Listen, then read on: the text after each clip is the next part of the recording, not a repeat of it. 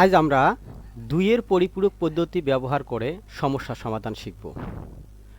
আজ আমরা যে নিয়মটা শিখব সেটা শুধু মুখস্থ নয়, আমাদের পরীক্ষায় যেরকম আসে বা বইয়ে যে সমস্যাগুলো থাকে দুইয়ের পরিপূরক পদ্ধতি ব্যবহার করে, সে সমস্যাগুলো কিভাবে আমরা সহজে মনে রাখতে পারি এবং মুখস্থ ছাড়া কিভাবে যে কোনো সময় আমরা সলভ করতে পারি সে বিষয়গুলো নিয়ে আলোচনা করব। দুইয়ের পরিপূরক পদ্ধতি ব্যবহার করে 35 থেকে 28 বিয়োগ করো। এই যে সমস্যাটি আছে এই সমস্যাটি আমরা কিভাবে সমাধান করব, বা এসে আরও একটু কঠিন করে থাকতে পারে, এখানে মাইনাস থাকতে পারে, এখানে মাইনাস থাকতে পারে, বলতে পারে এটাকে যোগ করো, অথবা সেটার সামনে মাইনাস আছে এটার সামনে মাইনাস নাই কিন্তু মান থাকতে পারে, বিয়োগ ফল নির্ণয় করো বা বিয়োগ করো, এ ধরনের বলতে পারে। তো এখানে দুইয়ের পরিপূরক পদ্ধতি এই কথাটা উল্লেখ থাকবে। এখন কথা হলো যে আমরা যে দুইয়ের পরিপূরকের সংজ্ঞা শুধু যে মুখস্থ করেই করব তা কিন্তু না। আমাদের ধারাবাহিকতা যদি পর্যালোচনা করি, শুধু ধারাবাহিকতাটুকু মনে রাখলেই আমরা এগুলো কি যে কোনো সময় করতে পারবো। প্রথমে আলোচনা করি যে সংখ্যাগুলো আমাদের দেয়া থাকবে। দেখা গেল এটা দেয়া আছে দশমিক সংখ্যা, কিভাবে বুঝবো? এখানে কোনো কিছু দেয়া নাই, যখন কোনো কিছু দেয়া থাকবে না তখন আমরা বুঝে নেব এগুলো দশমিক সংখ্যা। যদি এখানে 8 দেওয়া থাকতো তাহলে বুঝতে হবে অক্টাল সংখ্যা। এখানে দেখা গেল যে এই 16 দেওয়া থাকতো তাহলে এটা হেক্সাডেসিমাল সংখ্যা। তো আমরা এগুলো বুঝে নেব এভাবে। মাঝে মাঝে এখানে 10 দেওয়া থাকতেও পারে, নাও থাকতে পারে। যদি কোনো কিছু দেয়া না থাকে আমরা বুঝে নেব দশমিক সংখ্যা। এখন যে সংখ্যায় দেয়া থাক না কেন আমরা প্রথমে সে সংখ্যাকে বাইনারিতে রূপান্তর করব। বাইনারিতে রূপান্তর করতে পারি কিভাবে? এভাবে, যেমন 35কে আমরা এভাবে বাইনারিতে রূপান্তর করেছি। রাফ খাতায় করতে পারি, অথবা আমাদের শর্টকাট টেকনিক আছে, সে শর্টকাট টেকনিক অনুযায়ী আমরা খুব দ্রুত এরকম ক্যালকুলেশন ছাড়াই মুখে মুখেই করতে পারি। তো সে বিষয়গুলো আমাদের ক্লাসে, পূর্ববর্তী ক্লাসে দেয়া আছে, এগুলো দেখে আসতে পারো। তো প্রথমে এখানে যে সংখ্যাগুলো দেয়া থাকবে এই সংখ্যাগুলোর বাইনারি রূপান্তর করব। বাইনারি রূপান্তর করার পর কি করব? 8 বিট এ রূপান্তর করব। এখানে দেখা গেল আমরা 1 লিখলাম, 1 শুধু লিখবো না, তার সামনে 7টা শূন্য দিয়ে লিখব। তো কথা হলো আরও আমাদের 4 বিট আছে, 16 বিট আছে, 32 বিট আছে, 64 বিটও আছে। তো এই বিটগুলো নিয়ে আমরা আলোচনা করব না, আমরা আলোচনা করব আজকে 8 বিট নিয়ে। তো আমাদের পরীক্ষায় শুধু 8 বিট নিয়েই আসে।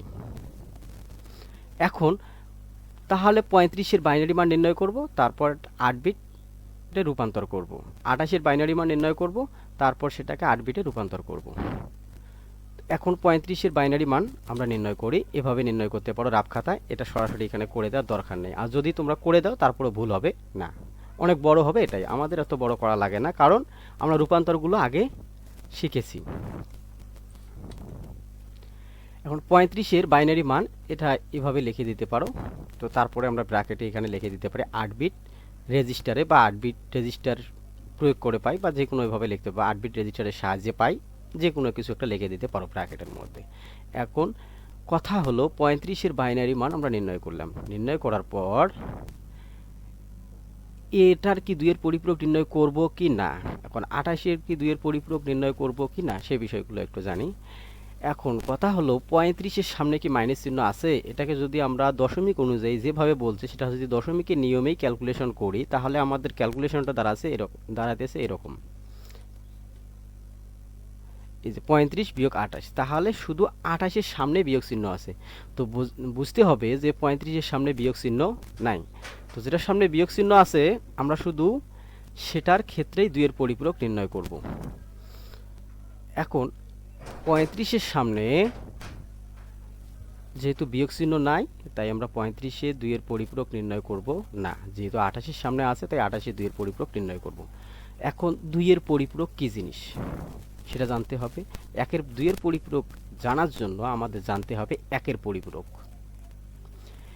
এখন কথা হলো দুইয়ের পরিপূরক কি, একের পরিপূরক কি, এর সংজ্ঞা কি শুধু বইয়ের ভাষায় আমরা মুখস্থ করলে হবে? আমাদের ধারাবাহিকতায় যদি আমরা মনে রাখি তাহলেও কিন্তু হয়ে যাবে। প্রথমে কি করব?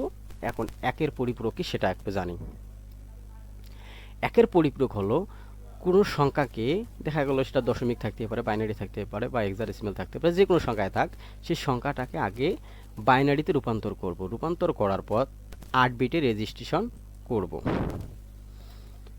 তারপরে আমরা কি করব, 8 বিটে রেজিস্ট্রেশন করার পর বা যেখানে 0 আছে শূন্যর পরিবর্তে 1 লিখব এবং যেখানে 1 আছে 1 এর পরিবর্তে 0 লিখব। হয়ে গেল আমাদের একের পরিপূরক। এই সংখ্যাগুলোর প্রতিটার ক্ষেত্রেই বা যে কোনো ক্ষেত্রেই আমরা যখন একের পরিপূরক নির্ণয় করতে যাব, সেই সংখ্যাটাকে আগে বাইনারিতে রূপান্তর করতে হবে। বাইনারিতে রূপান্তর করার পর 8 বিটে রেজিস্টার করব। রেজিস্টার করার পর এই এখানে যে সংখ্যাগুলো মানে অঙ্কগুলো দেয়া আছে, বিটগুলো দেয়া আছে, এখানে বিট বলা যেতে পারবে, মানে অঙ্কও বলা যেতে পারে। তো আমরা বিট বলবো, যেহেতু বাইনারি সংখ্যার ক্ষেত্রে বিট বলা হয়। তো এখানে সব হিসেবগুলো বিটের মাধ্যমেই করা হয়। তো বিট এই বিষয়ে আলোচনা করা হয়েছে কোথায়, ব্যান্ডউইথের ক্ষেত্রে। আমাদের দ্বিতীয় অধ্যায়ে ব্যান্ডউইথ আছে, সেখানে বিট সম্পর্কে, বিট বাইট, গিগাবাইট, এগুলো সম্পর্কে আলোচনা করা হয়েছে, ওখান থেকে জেনে নেবে। তো কথা হলো এখানে 8 বিট রেজিস্টারে আছে। এই 8 বিটটাকে আমরা কি করব, যেখানে 0 আছে সেই শূন্যগুলোকে 1 লিখব এবং যেখানে 1 আছে একগুলোকে 0 রূপান্তর করব। তাহলে যে নতুন সংখ্যাটি পাবো সেটা হলো আমাদের পূর্ববর্তী সংখ্যা, এই বাইনারি সংখ্যাটার কি একের পরিপূরক। এখন 2 এর পরিপূরক কি, কোনো বাইনারি সংখ্যাকে 8 বিটে রেজিস্টার করতে হবে। দেখা গেল আমি বললাম এখানে বাইনারি সংখ্যা, কেউ আবার ধরে নিও না যে বাইনারি সংখ্যা। কথা হলো এখানে অক্টাল থাকতে পারে, হেক্সাডেসিমাল থাকতে পারে, দশমিকও থাকতে পারে। তো এখানে মূল কথা হলো যে যদি অক্টাল, দশমিক, হেক্সাডেসিমাল যে কোনো সংখ্যায় বা যে কোনো সংখ্যায় থাক না কেন, সেটাকে আগে বাইনারিতে রূপান্তর করতে হবে। বাইনারি থেকে রূপান্তর করার পর আমরা কি করব, 8 বিটে রেজিস্টার করব। 8 বিটে রেজিস্টার করার পর তার একের পরিপূরক নির্ণয় করব। একের পরিপূরক কিভাবে নির্ণয় করলাম, এই যে 8 বিটের শূন্যগুলোকে 1, 1গুলোকে 0 করে দেব। দেওয়ার পর তার সাথে কি করব, 1 যোগ করব। 1 যোগ করলেই আমাদের কি হবে, 2 এর পরিপূরক হবে। যখন 2 এর পরিপূরক হবে তখন যদি সেটা ধনাত্মক সংখ্যা থাকে, এখন কি করব, একের পরিপূরকের সাথে 1 যোগ করব। যোগ করে যে নতুন সংখ্যা পাবো সেটা হলো 2 এর পরিপূরক। কথা হলো 2 এর পরিপূরকের ক্ষেত্রে একটু শুধু মনে রাখতে হবে, এখানে 2 এর পরিপূরকের ক্ষেত্রে এখানে আমাদের কতটি সংখ্যা এসেছে, একটি সংখ্যা, এটা হলো 2 এর পরিপূরক। তো এখানে কতটি বিট আছে, 1 2 3 4 5 6 7 8টি বিট আছে। এই কোনো ক্ষেত্রে একের পরিপূরকের সাথে 1 যোগ করার পর 9টি সংখ্যা আসতে পারে, 9টি অঙ্ক বা 9টি বিট আসতে পারে। যখন 9টি বিট আসবে সেক্ষেত্রে আমরা কি করব, সেক্ষেত্রে নবম যে বিটটা থাকবে সে বিটটা হলো ক্যারি বিট। ক্যারি বিট বিবেচনা করা হয় না। আর অষ্টম যে বিটটা, এটা হলো চিহ্ন বিট। যদি অষ্টম বিট 1 হয় তাহলে বুঝতে হবে সংখ্যাটি ঋণাত্মক, যদি 0 হয় তাহলে বুঝতে হবে ধনাত্মক। তো এখানে আমরা তাহলে -28 লিখতে পারি, কিন্তু আমরা এটা লিখব না। কেন লিখব না, দেখা গেল যদি কখনো আমাদের এখানে 9 বিট আসে সেক্ষেত্রে অনেকেই বুঝবে না, যার কারণে আমাদের এখানে -28 লেখার দরকার নেই বা প্রয়োজন পড়ে না। তো এখন কথা হলো যে +35 এবং -28 এই কথাটা এখানে উল্লেখ করে দেওয়া হয়নি, না দিলেও সমস্যা নেই, স্যার বুঝবে। এখন এখানে -28 লেখার দরকার পড়ে না কেন, আমরা যদি কোনো ধনাত্মক সংখ্যাকে 2 এর পরিপূরক করি তাহলে সেটা ঋণাত্মক হয়ে যায়, যদি ঋণাত্মক সংখ্যাকে 2 এর পরিপূরক করি সেটা ধনাত্মক হয়ে যায়। এখন +35 লিখলাম, লেখার পর এটার মান লিখলাম, তারপরে -28। এখন কথা হলো এখানে যখন নবম বিট থাকবে তখন সেক্ষেত্রে এই যে সামনে নবমতম যে 1 থাকবে বা 0 থাকবে বা যেটা 1 থাকবে, সে ক্যারি বিটটা আমরা ধর্তব্য করব না, ধরবো না বা বিবেচনায় নেব না। এখন 35-এর সাথে 28 বিয়োগ করব, এটা বিয়োগ করে নিচে লেখার প্রয়োজন পড়ে না, আমরা লিখব না, লিখলেও সমস্যা হবে না, আমরা লিখব না। আর এইদিকে এখানে মূল পার্থক্য হলো 2 এর পরিপূরকের মাধ্যমে যোগ অথবা বিয়োগ করার যে সিস্টেমটা, তো 2 এর পরিপূরক ব্যবহার করে আমরা যে এখানে যোগ করব, এইদিকে যোগের মাধ্যমে আমরা বিয়োগ করব, এইদিকে বিয়োগ করব, স্বাভাবিক বিয়োগই করব। স্বাভাবিক বিয়োগ করে যে দশমিক মানটা পাবো, এদিকে যে দেখা গেল ঋণাত্মক এখানে -28 মান পেলাম এরকম, কিন্তু এটাকে যদি 2 এর একের পরিপূরক করে 1 যোগ করি তাহলে এটা আবার কি হয়ে যাবে, ধনাত্মক 28 হয়ে যাবে, অর্থাৎ প্লাস 28 হয়ে যাবে। তো সেক্ষেত্রে আমরা করব কি, সেক্ষেত্রে কিন্তু এই মানটা বুঝতে একটু সমস্যা হয়। এখানেও একটা শর্ট টেকনিক আছে। কি শর্ট টেকনিক? এখানে যে 28 আছে এটাকে আমরা সহজে কীভাবে হিসাব করতে পারি? এখানে সহজে হিসাব করার 1 আর 2 কত?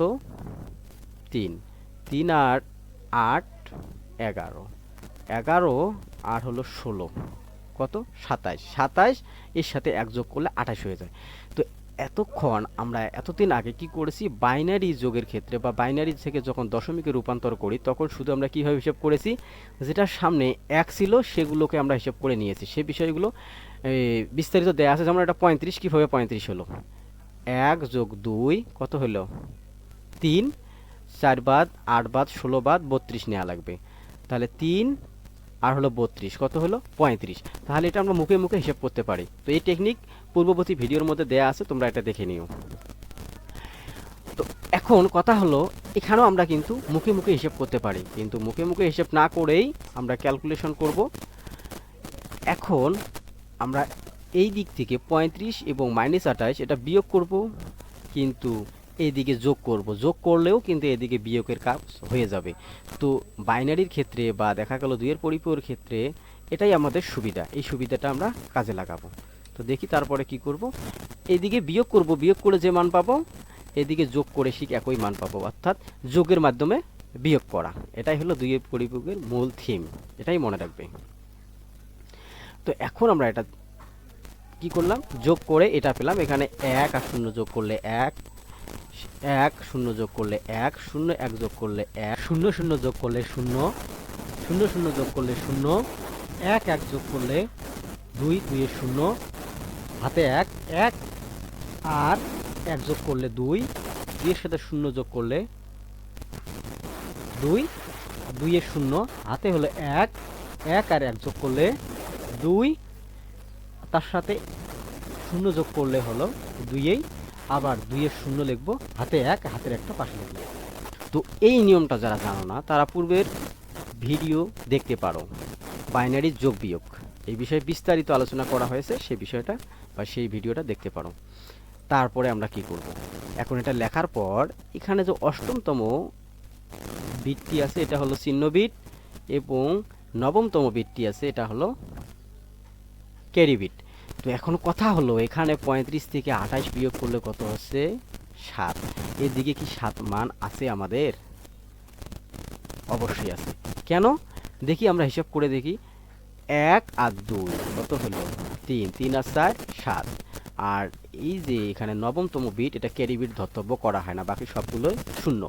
এখন এখানে যদি আমরা +7 লিখে দিই, দিয়ে এটা মান লিখি, অনেকে কনফিউজ হয়ে যাবে। কারণ কি, এই যে নবমতম বিট আছে, তো এই জায়গায় আমরা এটা লেখার দরকার নাই। যারা বুঝো না, বুঝতে সমস্যা হয়, আমি চাইতেছি যে সবাই যাতে বুঝিয়ে লিখতে পারো। আচ্ছা, তো এটা আমরা একটু চিহ্ন করে দিতে পারি, বা না দিলেও সমস্যা নেই, দিব। তারপরে চিহ্ন করে দিলে স্যার বুঝতে সুবিধা হবে যে স্টুডেন্টরা বুঝে পড়েছে।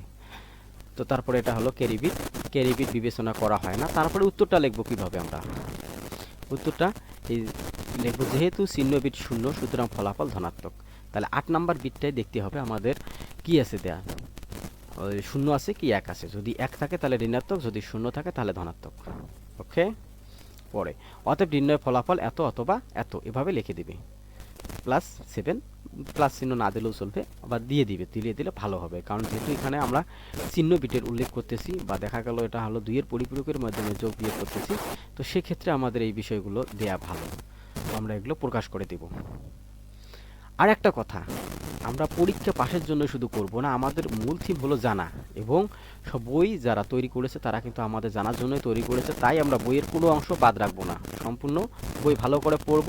যেটা আমাদের কাছে উপকারী মনে হবে সেই জিনিসগুলো আরও বেশি বেশি পড়ব। এখন বাড়ির কাজ,